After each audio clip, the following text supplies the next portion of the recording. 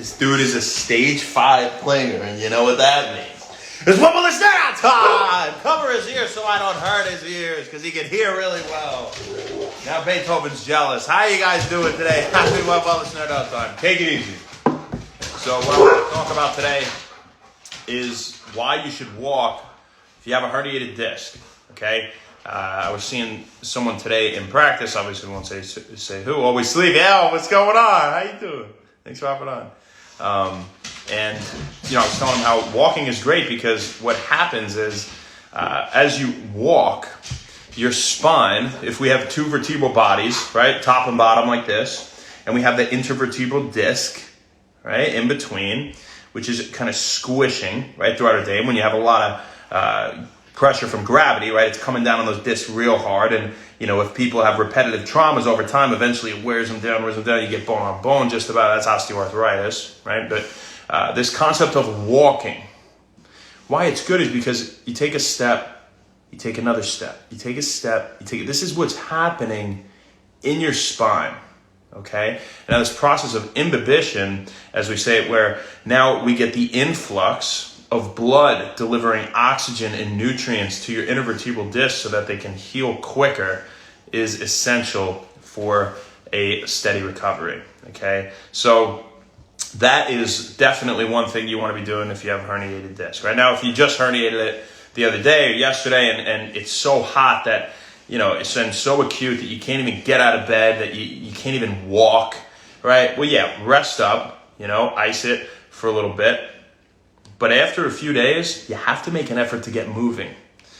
The worst thing you can do is continue to rest. You got to get mobile. You're not going to go sprint. You're not going to do anything with twisting or anything high impact, right? So if I wanted to rupture one of my discs, what would I do? Here's what I'd do. I'd stand up and I'd not bend my knees at all. I wouldn't use my legs. I'd bend down and twist quickly to the other side. That's how we can try to tear our disc. Nobody try that. That's what we never want to be doing, right? That's why we use our legs when we bend.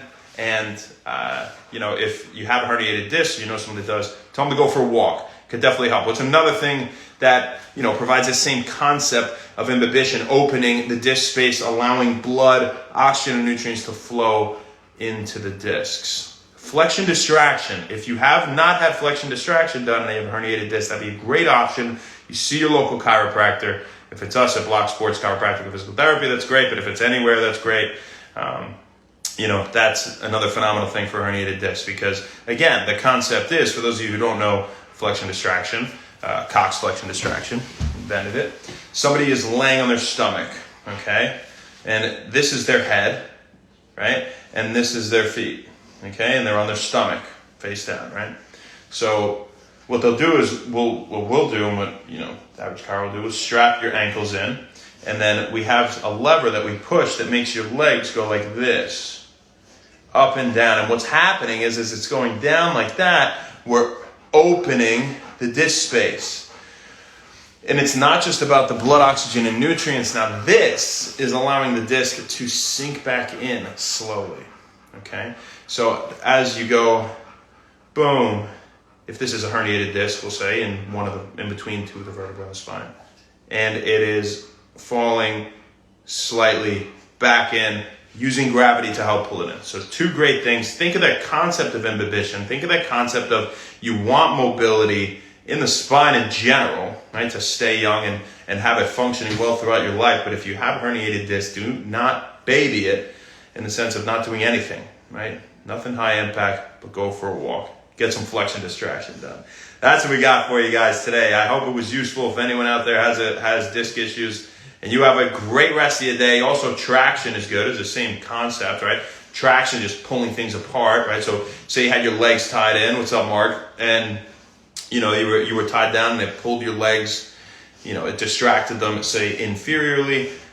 Well, now the discs can sink back in as well. So, you know, traction, flexion, distraction, and walking. Three great things. Swimming, you know, yoga, but, you know, not right away with yoga because you don't want to put yourself in some crazy position, right, where you have a hot disc or anything, right? But that's what we got for you guys today. Hope you got something out of it. If you have any questions, you message me. I'm a licensed chiropractor now. I'd be happy to answer any questions you have and get you back on track to feeling great every day and doing what you want. So have a fantastic night. Happy wellness, guys. We'll see you tomorrow. Ciao.